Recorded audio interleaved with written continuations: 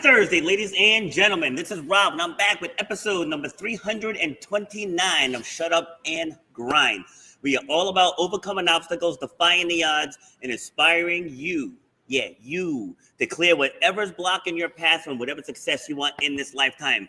I bring guests on from all over the world, from 6 of the 7 continents, and our audience is in 65 different countries. So you know it's cold up here because I got sleeves on, but that's okay. I'll make it work. So my guest today, we're going to be talking about breaking free from the toxic cycles of the rat race. So what does that mean? So let's bring on my guest, Carolina. Is that right? Yeah. All right. How you doing? I'm doing well. Thank you for having me. All right. Sorry, don't mind me. I'm just reaching for a piece of paper. All right, so I can take notes. While you're talking. All right. So where you joining me from? I'm joining you from Portugal. Portugal. And yeah, where it's probably not as cold as where you are, but still, I'm also with sleeves, which is not something common for me. So yeah. Yeah, it's about 18 degrees outside. It's pretty chilly today.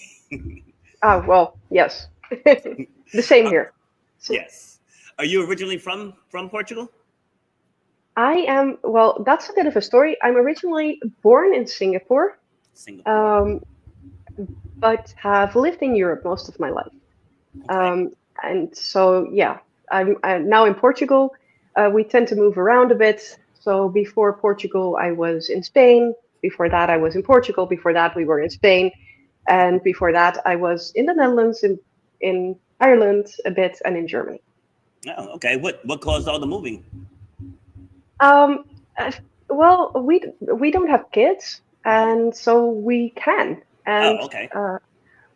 we love experiencing the cultures and having like that, and we don't move like every month or anything or every 6 weeks. Yeah. We tend to stay somewhere 3-4 years, and then we move on to a new spot. And that Okay. is exactly the time that you need to, really experience the culture, learn the language, to have a good, fluent conversation, and then make a couple of friends, local friends, so that we can come back whenever we want to, Love and it. so yeah, that's it's a life, it's a chosen life, and we love it.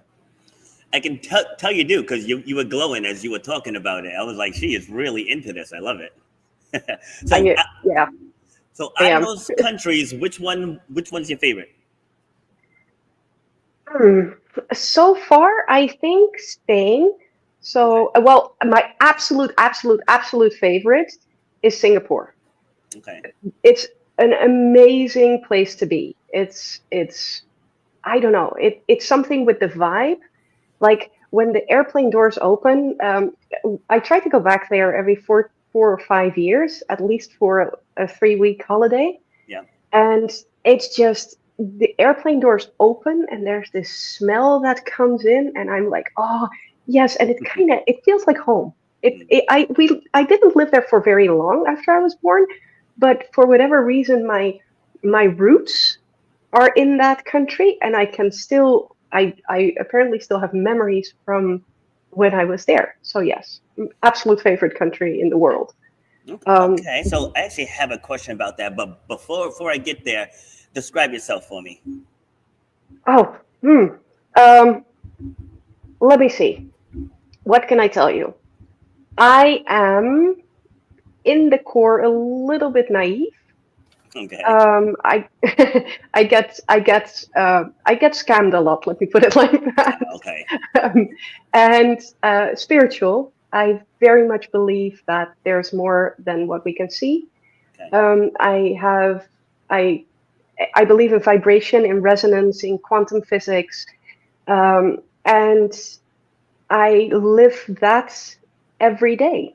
So yeah, if you want to describe me in who am I believe I am a soul that happens to have a body, and I'm allowed to walk this earth, um, and I'm allowed to learn, and I'm allowed to grow, and I'm very grateful for that.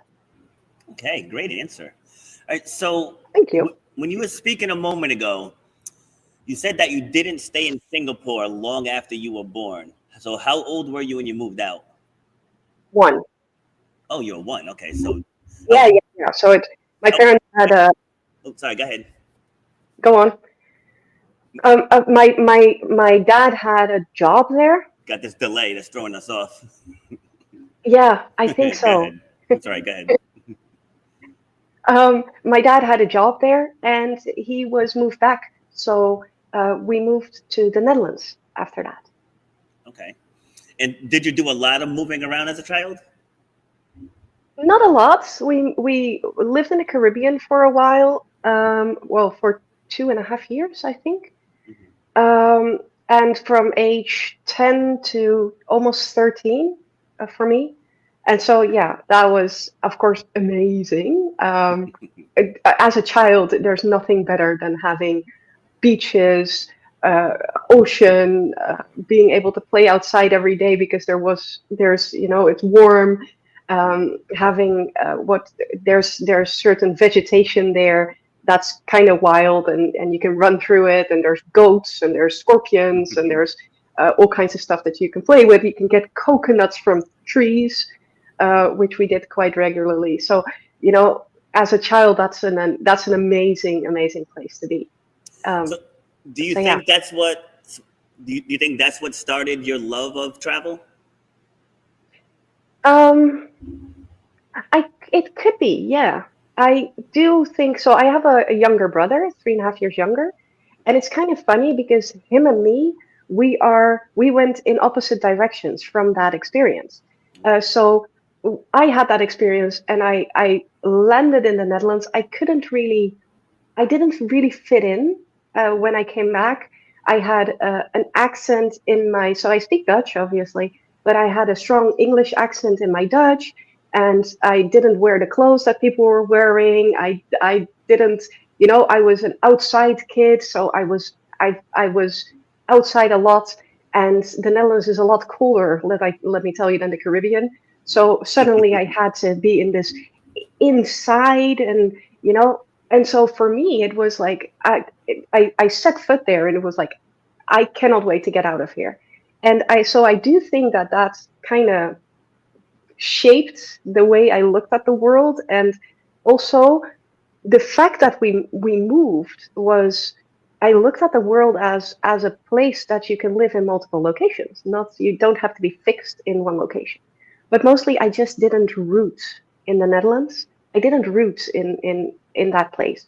Yes. And so that made me, of course, more open to experiencing it on a later age. While on the other hand, my brother, he set foot there and he said, "This is my home, and I'm going to stay here." Wow. So he has exactly the opposite. He has a house.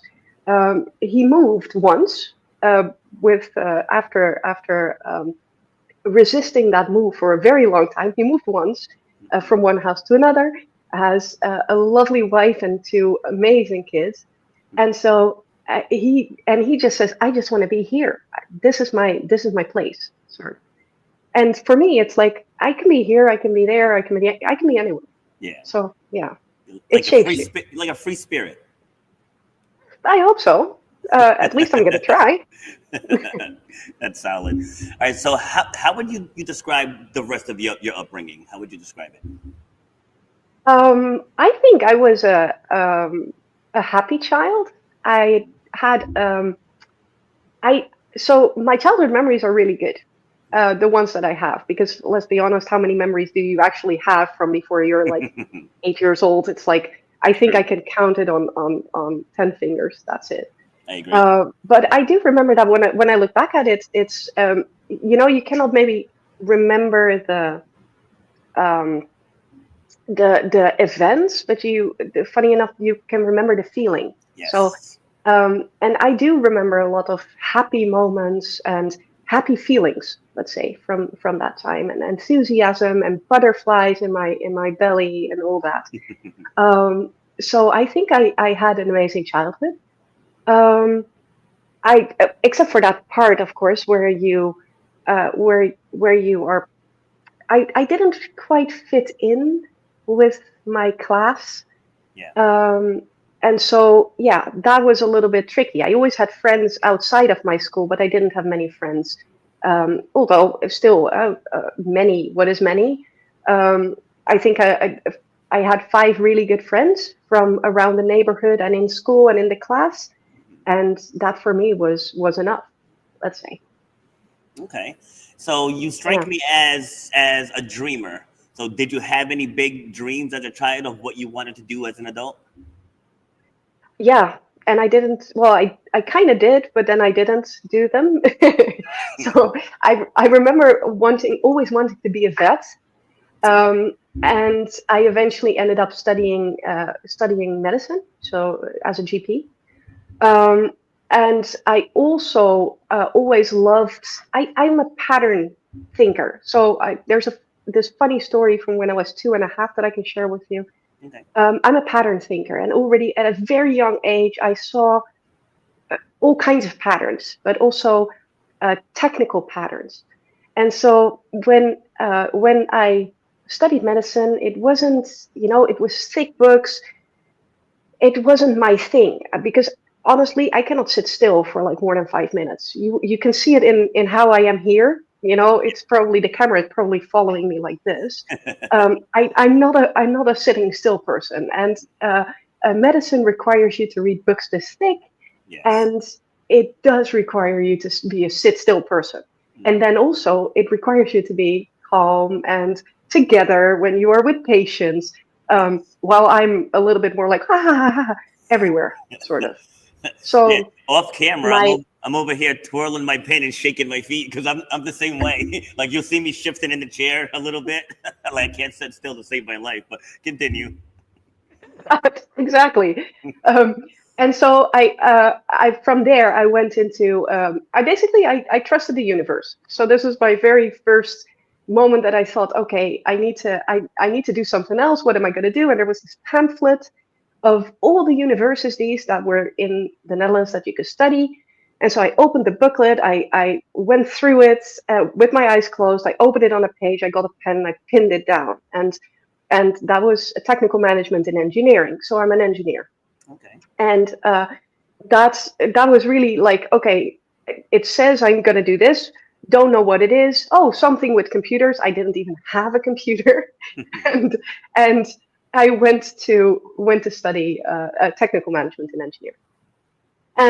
So yeah, but that whole pattern thing was in me for like since very, very, very young already. Uh, And so the funny story with that is that when my mom has this amazing story about me that she says you were always a pattern finder. So we were in a playground, one of those paid playgrounds that they had a lot of fancy stuff. Let's say, especially for those times, a lot of fancy stuff. And one of the fancier things was that there were these little carts driving around, but you had to put a coin in. Something like back then it was a guilder, and you had to put a coin in. And so my mother was reading a book on the bench there, and as long as I didn't move anywhere outside of the premises, which I couldn't because it was fenced in. She was okay. So she was reading a book, and she gave me one of those coins to go on one of those cards. And so apparently I put the coin in, but of course that after 2-3 minutes that thing stops working. But after 10 minutes, my car was still driving, and 15 minutes, and that car was still driving. And so apparently the guy um, from the playground also noticed, and he got me off, thinking, well, the thing must be broken. And I ran over to the next one, and I lifted the saddle, and I short wired that, and then I could drive around again. So my mom said, I don't know how you did it, but you looked in there and you saw two things that were supposed to be connected but were not connected. And in your mind, you were fixing it because the thing stopped working. That's And great. so she said, you even as a child, and apparently at 2.5 years of age, you were already somebody that could find patterns. So when I tapped on that technical management and engineering, I thought, well, yeah, kind of makes sense. Why not?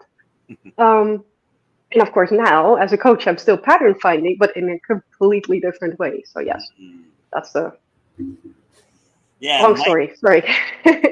it's funny too because my dad, this was when I was a senior, he wanted me to go into computer engineering. And to his credit, he wasn't wrong because I graduated in the early '90s, and where things were just starting to become more and more computerized. And so he has an engineering degree himself, so he could fix anything, do anything with his hands. I'm not that guy. Right. I'm a speaker, I'm a motivator, I'm an athlete. It's like that's me. So he's like, I think you should go into computer engineering. I was like, I don't think I should. I really don't. Like that's just not for me. So I ended up giving in and enrolling in the engineering program, but I ended up getting hurt because I was mainly there to run track and field. Like I really wasn't in it. My heart wasn't in it for the engineering. So once I got hurt in track, I just dropped out of school. And then I just went and got backdoor educated to do what I'm doing now. But so how did you get into coaching? Like, what was there something that you did or that you went through that led you to want to help other people? Yes and no.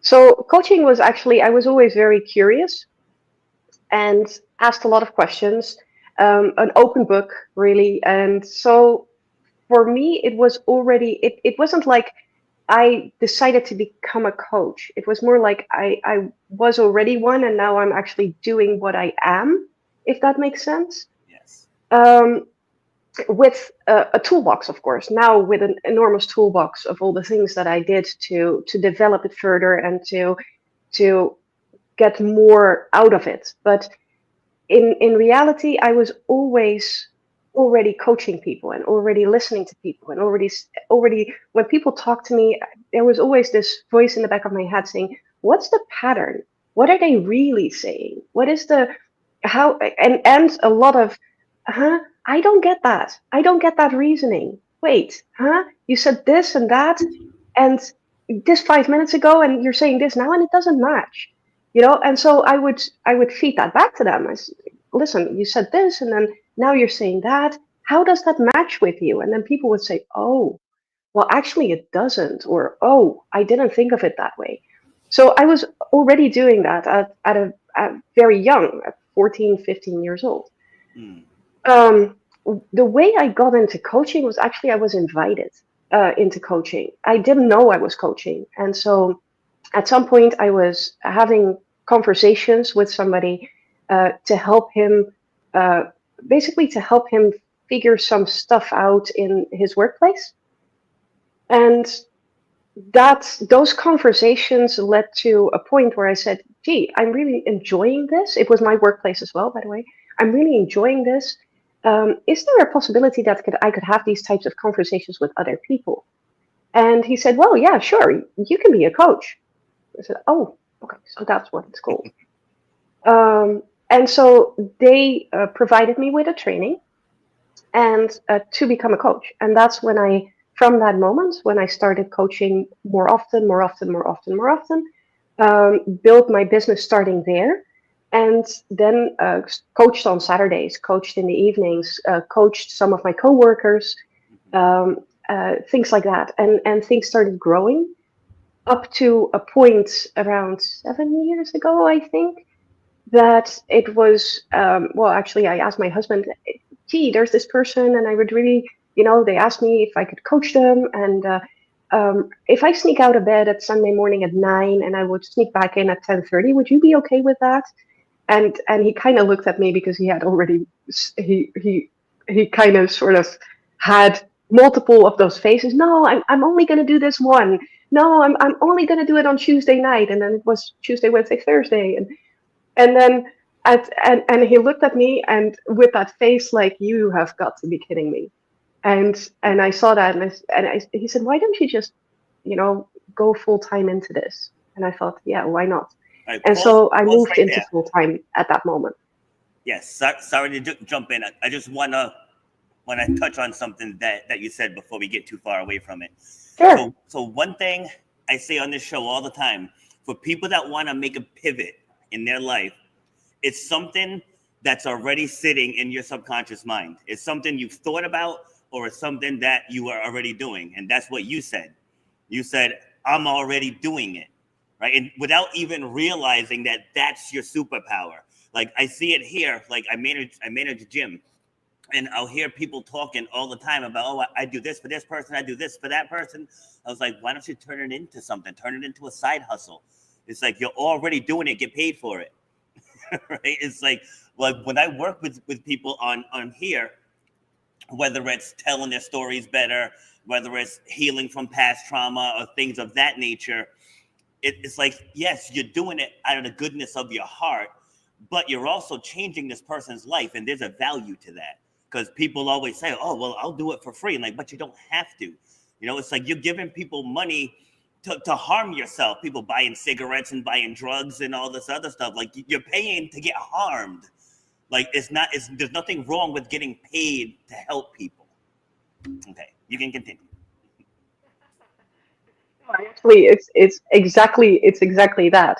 I mean, and I find that a lot of people, because I mostly I have entrepreneurs in my coaching practice, and so I find that a lot of people, they don't realize even half of their potential, and they don't realize how strong they are, and they don't realize what amazing talents they have if they wouldn't stuff that away under some kind of blanket of, oh, it's just a hobby, or the blanket of, I can never ask money for it, which is basically a money block, right? That's more I feel a money block is more a generational thing. Yes. That's, and so if they would just take off that cover from it, they have the most amazing potential and the most amazing things that they can do, and they'd be good at it because they love doing it anyway, right? Yes. To that point, so when I first got into fitness, because mind you, I'm a college dropout, right? So at this point, I hadn't really started going around to masterminds yet, so I was still kind of green in the business world. Like I managed restaurants for a while, so I had a good base. I did that for about 15 years. And so like I had a good base of how business works, but doing corporate business is different from doing your own business. And so when I first got started, I was charging really low, because you get that mindset, like if you just charge less, people will come to me. And I went to one of the first masterminds I went to out in California. I was in the pool with a woman who had a gym in Idaho. And she's like, so, we're just small talking. And she's like, oh, so what do you charge? I'm like, $77 a month. And she's like, you need to raise your prices like now. She's like, get out of the pool and increase your prices. She was charging, I think, $247 a month. And I was charging $77. Oh. And so where it became real, see, I can't sit still either. Right? Where it became real was I thought, all right, I get back to Rhode Island. So I finished class. I had 27 people in class. I stand up on one of the boxes. I'm like, all right, guys. And I made the announcement that the prices were going up. And my heart was pounding because I'm like, I'm going to lose people. They all said, it's about time.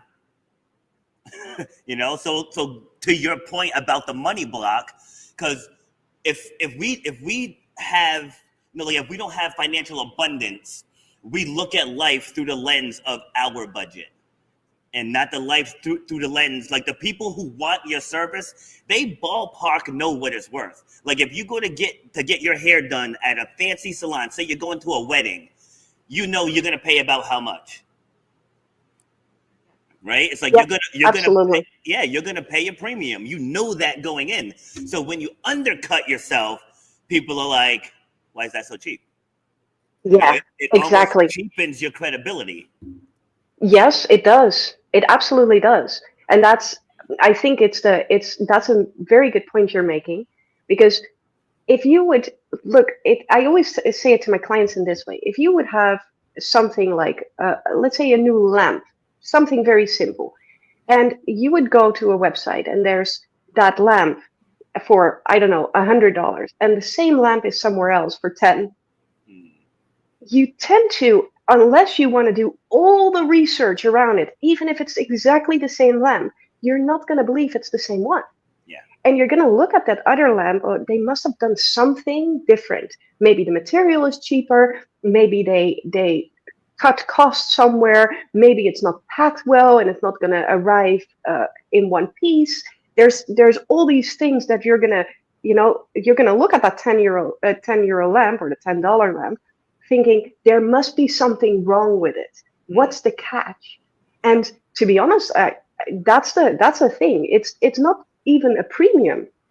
Even if you want to, even if it's a premium price, but be at least in your market. Be at least in your market. And there's a lot of people that generationally speaking, they were brought up with that money block. We have to work hard for money. Money comes hard, and also a lot of those things are those rich people in their fancy cars. So there's a lot of that. Let's say a little bit of jealousy, maybe. I'm not sure if that's the right English word, but let's call it jealousy, like a soft jealousy in saying, those rich people, we're not part of those rich people. Well, and if you keep hypnotizing yourself with that, obviously you're not going to become one of those, even if you want it as much as you want it. If that's still lingering in your subconscious, then forget about it. You can, try everything you want, but you're not going to get there. Absolutely. Right? So, Amanda, if you're still here, you jumped in at the right time, because I actually had this conversation with Amanda. She's one of my trainers / friends here at the gym. And, she trains every now and then. And we had this talk because she feels uncomfortable charging higher prices. And she's like, I wouldn't pay for that. And I'm like, well, you're not your target market. It's like your target market can afford it. Like, especially where this gym is located. We're in a pretty affluent area. Yeah, she is still on. Yeah, it's like, we're in a pretty affluent area over here. So it's like we have to charge based on the value. I tell people it's not about the item. It's about the longevity. Like, what am I going to get out of this? Like, I went to a speaker boot camp in 2017. It was just a Saturday, Sunday thing. And I paid $3,000 for this speaker boot camp. And people were like, you paid how much? I'm like, but it forever changed how I speak. So the longevity drives the value. So this is a lifelong skill that I'm going to take till even after I die, because I wrote a book about what I learned. So even once I'm gone, the blueprint is still going to be left behind. Mm-hmm. So that's actually worth even more than that. And then same thing with fitness. See, Planet Fitness changed the stigma for the fitness industry with their $10 a month gyms. But like you tell people, it's like we can reverse type 2 diabetes. We can lower your cholesterol. We can lower your blood pressure. We can increase your lung capacity. Like, you go down the whole list of things you can get from fitness, and people want it for dirt cheap. It's like it wasn't cheap for me to learn what I know, right? But this is something that can change your entire life, and there's a value to that. Absolutely, and additionally, if you would charge a price that is too low, you're going to get people are going to not value it as much. Exactly. If you pay $500 for a gym class, you're going to show up, especially if it's non-refundable. You're going to show up. You're going to be there. You're going to pump the hell out of your muscles. You're going to make sure that you do all the things that your trainer tells you to, because you paid massively for it. So you want massive value out of that training session. Yes. If you're under $100, people are going to think, oh, well, you know what? Today I'm having a little bit of a cramp in my neck. I don't feel like going. And they're going to skip your class. They're going to skip it. They're not going to show up. And then after 3 months, they're going to tell you, well, you're not a very good, in my case, you're not a very good coach, because I'm still not where I'm supposed to be. And I'm thinking, yeah, but we were supposed to meet 10 times and we met only 6, So I of course learned this the hard way, in charging prices that I thought were fair, and then to people that had more that were willing to spend more on it, but I didn't make them spend more on it. And so they didn't show up. And, there's this disrespect. It also kind of puts a strain on the relationship, because as a coach, in whatever area of coaching you are in a partnership. So you want that respect as much as you give that respect. Yes. So yeah, I think there's all these layers of pricing and how you price yourself and how you value yourself and how much your customer values you. And it's all sort of covered in that money thing, I think. A lot of it, anyway. Yeah, absolutely. I just spoke on a podcast a couple weeks ago, and at the end of the episode, he offered me $1,000 to speak at his next virtual event for 45 minutes, $1,000. You know what I mean? And there are people that make way more than that. I went through Christopher Howe, I believe is his name, but he got, well, it wasn't him. One of the guys that works with him got paid $9,000 for an 18-minute speech. That's insane. That's like $900 a minute. You know, that's absolutely insane. You know, but just the point of that is that, you know, your value, it depends on what your client, your customer, whatever people call them, your member, depends what they're looking for.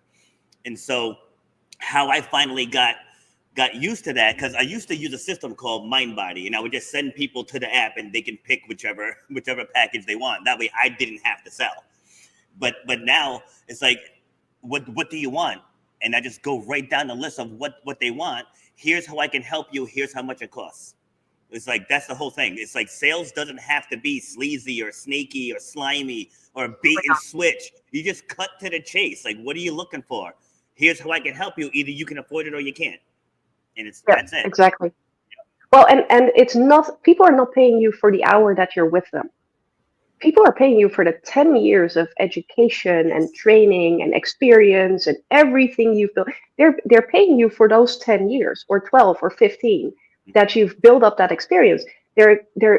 That's what they're paying you for, because that's the value you bring.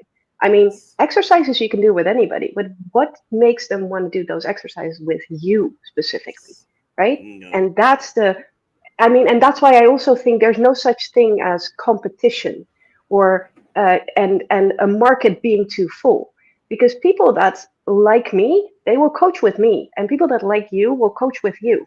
Exactly. And people that like Amanda will coach with Amanda. But there is no such thing as competition, because each and every one of us has a way of speaking to them, a different angle of looking at things, and that's where your competitive advantage comes from, basically. Plus all those years of experience.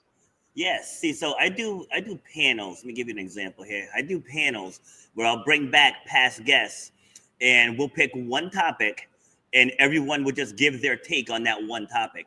You know, to your point, because my style is very direct and matter of fact, and that doesn't work for some people, but some people need that.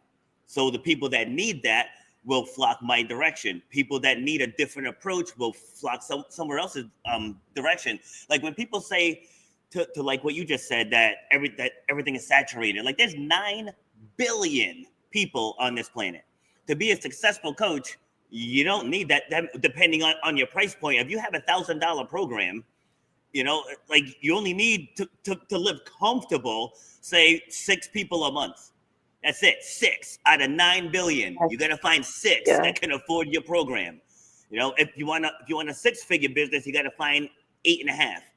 You know, and then you'll have $100,000 business. You know, if you have a $5,000 product, you know, you get 2 a month. That's $10,000 a month with just 2.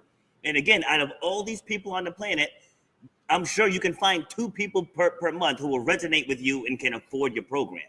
So, all right, I want to get into this rat race recovery coach. So, how did you pick that niche?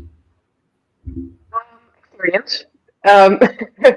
Let's see. Of course, I was in corporate, and I was in the rat race, and it's and over the years it became more clear and clear and clear and clear that I was. I could work 90 hours a week, weeks on end, not see my family, not see my friends, and just because possibly somewhere at some moment I might get a promotion or a salary raise.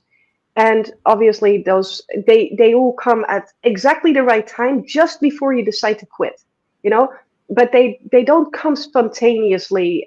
Corporate is, after all, a money-making business, and it's unless you are really not accepting what they offer and want to step out, there's no reason for them to raise you or to give you those promotions. So I have been running and running and running and running, and until and it was actually one specific week that kind of everything didn't go well, and I realized that anything needed to change. And it was I was like I said, I had been running for 90 hours a week for a couple of weeks. Weekends, no, haven't seen my family, no friends, nothing. Didn't do anything else but work, work, work, and a little bit of sleep. And then, of course, at night you still wake up from that from the stress basically, and from scenarios that you keep on repeating in your head. And then I came to work, and there was this big project that my promotion was dependent on that got cancelled. So no project, no promotion. That was very gently told to me by my manager, and I had a stakeholder meeting, and I was really, they kind of pushed me into saying yes to something that I knew I was gonna, again have trouble with in the future because I wouldn't be able to make that work. And I left the office at 9 o'clock in the evening. Again, one of the last people to leave. And I sat in my car, and something snapped. And I sat there, I cried uncontrollably for like 30 minutes. And it wasn't the first time that I had these moments in my car. I drove home crying more often than I would have wanted to, obviously. But something snapped. Something was different this time. Something was more intense, and I thought, this is not the me I want to go into the future with. It has to stop. And funny enough, I was already coaching. I was already coaching other people. But I always say the painter's house is never pretty painted. So my house definitely wasn't painted.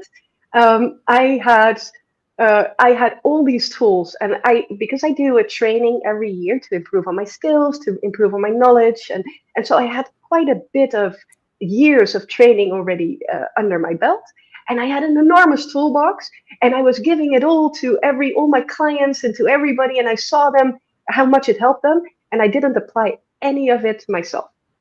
And so that breaking point basically was the moment that I thought, okay, you know what? It's time that I need to apply these things to myself.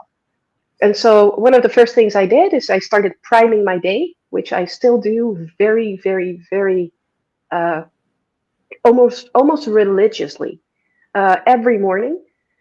And from there things started to turn around, let's say. So yes, I have been in that rat race, and I have been running around, and I have been feeling like nothing was good enough, and like I was behind everybody else, and not running fast enough, and not doing things the way I was supposed to.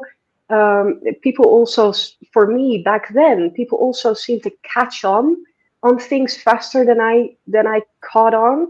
So, and which really isn't true, which wasn't true back then, which still isn't true. But you can kind of, everybody around you can make it look so easy, and for me it was so hard. And so I know that. And then I realized that when I got out of it, I read this article about the rat race, basically what it originated from. And the rat race is they did a research on rats, and they put rats in a maze, and they put a piece of cheese somewhere in the maze, huge mazes. Rats would run around, and they would find a piece of cheese, and they would let them find the piece of cheese 3 times or 4 times, and then they would put the rat in there without the cheese. So the cheese would be nowhere in the maze. But the rat, being conditioned to believe that there was cheese, started running.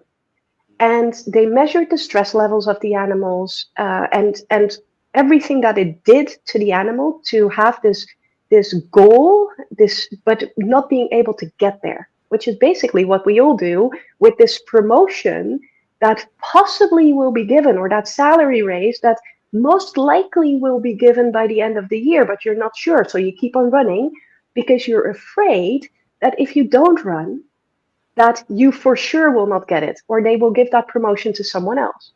it's not yours yet, and yet you have the feeling that you already need to fight for it. So, and so those rats ran, and some of those rats were so stressed that they ran themselves to death.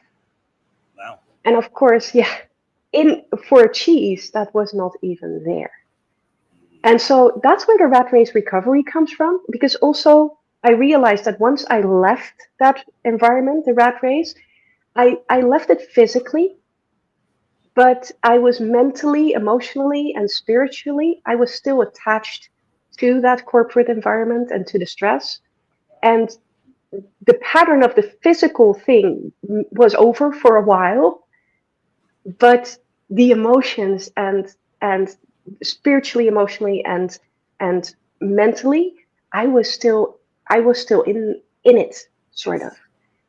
And so yeah, that's where the terminology, the rat race recovery comes from, because it took me quite a bit, um, if not to say, I think it took me a full year and a half, maybe two, to really not have that feeling of pressure, and to not put that pressure on myself anymore Mm. in my own business, because I have had a moment in my business where I was also working that 80 hours a week again, that I thought, "Ah, now I'm doing it to myself. Now I am the manager that's putting pressure on me. Like, Yes. how did I get there? So yeah, that's a rat race recovery. Yeah, you were conditioned. Like a few years ago, I spoke at a career fair at Narragansett Pier Middle School. So now you're talking. This is like 11 and 12 year olds, and I basically asked them, I'm like, what's the timeline for a human being? They're like, you go to school, they're like, you go to high school, you go to college, you go to work, you retire, you die. And these are 11 and 12-year olds. So, like, the societal conditioning is strong. And that's why people get stuck in that rat race, because they think it's just like either special people or people inherit their family's business or whatever it is. And they don't believe that they belong in that realm. So they stay in that rat race because they've normalized it, right? That's their Yes, normal. When people struggle, you know, whatever you go through, your body releases cortisol. So whatever, I think that's the right word. But yes, it is. okay, yeah. It's So stress. That's for stress. Yes. yeah, and then your body gets used to it being there. So that's why some people thrive when stuff's hitting the fan. And then when you can have a roadmap to prosperity. You can hand them the roadmap, but they're more afraid of that because they don't know how to handle it. And I share that because that was me. Being in the restaurants anywhere from 10 to 14 hours a day, sometimes even longer than that, that became my normal. So like when I was first pursuing fitness, it's like I was doing what you said. I was working myself to the bone because that's what I was used to. And then it wasn't until things started to grow and then I was able to get staff and get other trainers on, and everything just blossomed. And like I used to think you had to be a special kind of person with a special skill set and connections to make $100,000. And when I opened my standalone gym, the goal for the year was to make $100,000, and we hit it by mid May or end of May, somewhere around there. And we ended up the year over 200,000. And then the next year we hit 289, and it just completely changed the belief system, because that's what it boils down to. And people stay in that rat race because they don't, the other lane is not sure. So right now you get a sure paycheck, you have a sure pension, you get vacation time, you get insurance. Like to walk away from Yeah. that level of security, they're willing to deal with the BS. And Uh yes, huh. yes, Amanda, that was for you. Go ahead. And there's another thing. I mean, talking about conditioning, there was this another research. I'm full of researches, but if you look at children of like, let's say 2 or 3 years old, and you put them in a class, and you say, "Let's sing a song, everybody," and so you will see each and every child will sing like crazy. They don't care about their voice. They just sing along, and the entire group. There's no child that will not. You will ask that same question, hey, can you sing a song to a 7 year old? And 50% of the 7 year olds will not sing along with the group, because they, at some point, they heard that their voice is not nice, or they are not, I don't know, they didn't get the words right, or whatever they were told. It's something that's external going internal, right? And so they lose a little bit of their confidence. Now, if you ask any 14-year-old, if you ask a group of 100 14-year-olds if they can please sing a song, I can tell you one, maybe two, that will actually do it, because we're so conditioned to listening to other people's opinions. And that's, of course, what happens with business as well. You are not that type of person. You cannot be an entrepreneur. You're not that type of person. And this family, generational again. So I'm a lot in generational trauma and stuff like that. So this family we're all carpenters. So you're also going to be a carpenter. Or we're all, I don't know, veterinarians. So you're going to be a veterinarian. And it's something that comes from the outside in. And of course, we don't know any better than to just follow that route, because that's how we're conditioned. Exactly that. So yeah, makes sense. Yeah, so how I was able to break free from that is I figured out how the world works. So it's like people think that the government controls the country. Like the billionaires control the governments, which control the people. So we're not taught, like, we can knock out poverty in one generation by making financial literacy and investment knowledge mandatory. We can knock it out in one generation, but the billionaires need workers for their companies. And so once I realized that, I was like, you know what? I need to really zero in on doing my own thing, because the powers that be, they're worried about themselves. They're not worried about us. They're worried about what's going to make them wealthier. Giving out that free COVID shot. Pfizer alone made $100 billion from that. So do you think they cared that millions of people died? No. And again, people can call me out on that all they want to, but it's a money grab. So if we're gonna enrich ourselves, we have to take ourselves down the right path. Yeah, there's a handful of industries where you can get there, doctor, lawyer, and engineer, there's a lot of them out there, but you have to take it into your own hands if you really, really want to find that level of success. I agree, absolutely. I don't know if I can read this comment. Hold on. Oh, It's awesome. compliment. Thank you, MD. I appreciate that. All right, so I just caught the time. So go a little Oh, wow. Yeah. We've been talking for a long time already. Time goes fast when you're having fun. Absolutely. Yeah, without my glasses, I really can't see the clock or anything. So we were just on a roll there. We were. All right, so quickly, hold up. Michael, what time you guys starting? 1? Oh, it's just you. Okay. All right. Yeah, we have golf simulators in this side of the gym, and sometimes people come in and they hit. That's so cool.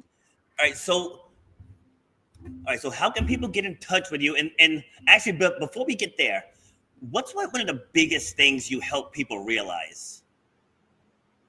Their business, but in a soulful, fulfilling way, not the stress and I need to. And so I find that a lot of what makes a business successful or not is, of course, every business problem is a personal problem in disguise. Hands down, everything. And when you're in a conversation and somebody tries to sell you something, there is a certain word use and a certain energy that somebody conveys when they try to sell you something. It's not a normal conversation, and you can feel that they're not in it just to have a connection. You can feel that it's because they are trying to pull you in. And so what happens a lot is business owners get so focused on the performance part of their business that they forget that the connection part of their business is the most important thing.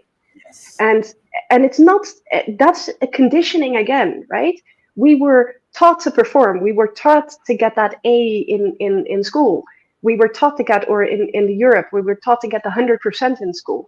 And we were taught that if you would get under a certain percentage, that you were not good enough. So everybody has that conditioning of performing. And that's good. It's good. It's part of your business and you need to have that. But there's also a human aspect in that. And that human aspect is feeling into where your power is and where you are the most confident and who you love to work with.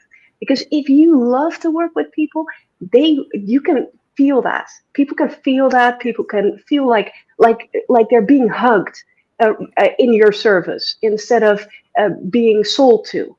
And so I support people in setting up their business foundations, because you would be amazed with how many people do not have their business foundations in place. I have a client in New York, and he has 7 businesses, and we've been working on that for the last, 3 years of the 5 that he has been with me, simply just to put those foundations in place. And that made it so much easier for him to run those businesses so that he has time with his family and he has time outside of work. And that is what he truly wanted. That's why he started this whole entrepreneurial thing in the first place. So that's what I help people reconnect with. And then once they know that, they feel that energy and they feel that love and they feel that connection with themselves and with the people that they love to work with, then we move into higher strategies. This guy started with 5 businesses. He now has 7, for example, because of the strategies that we've put in place. Those and obviously, as a coach, I have a big toolbox. Don't get me wrong, but the knowledge is already in the person. The knowledge about the person and about what they love and about how they want to continue and their vision for life. It is all already in them. So I just need to draw it out. I love it. So, yeah. I always say that too. I'm like, whatever you want, it's already in your subconscious mind. For whatever reason, someone told you or you told yourself that you couldn't do it, so you buried it. But it's already there. Exactly. Yes. Yeah. I mean, like I said to you earlier, how my dad wanted me to go into engineering, but I wanted to do something in the fitness sports realm. And here I am managing a gym and coaching track and field. It took a bunch of years to get there, a couple of decades to get there, but it's always going to surface because that's truly what lights your soul on fire. Like people that get stuck in the rat race. I mean, there are some people who love the 9 to 5. If that is for you, keep at it, baby. Keep at it. But for the ones who are in it that really don't want to, your heart is not in it, you're just working for a paycheck, stop wasting your time. Because there's a lot of life out there that can be lived, and you're wasting yours away working in an industry, doing a job, working hours that you don't want to be in. I should be your hype man. What do you think? You do a great job in some of my marketing videos. You can tell me. I love it. Give us some final words. Am I allowed? I can give you a gift. I can give your audience a gift. Yeah. So if for who wants that, I just launched. I'm testing this new platform, and on this new platform, I launched a course, and the course is new as well, and it's called the Imposter Syndrome Success Kit, and you can find it under courses.coachingbycarolina.com. It's for free, and it's 5 episodes. It's exercises. It's visualization. It's all kinds of stuff to get rid of that, the sharp edge of imposter syndrome. So if people would like to go there and sign up. All right. Yeah, I have all of your contact info in the description as well. So the link for that is there. All of your social contacts are there. And I have a feeling I'm going to have you back on the show because I still got questions. Oh, I would love that. Awesome. All right. Well, thank you very much. And we shall see you soon. Don't sign off yet, though, please. Okay. Thank you. Yep. I failed on the outro. There it is. You've been listening to Shut Up and Grind. We hope you've gotten some useful and practical information from this show. Robert has over 20 years experience pouring his knowledge and expertise at many events in the service and fitness industry, as well as secondary schools and universities. He has a true passion for helping others break through the barriers that are holding them back. To book Robert B. Foster to speak or to reach out, go to robertbfoster.com. Till next time. Shut Up and Grind.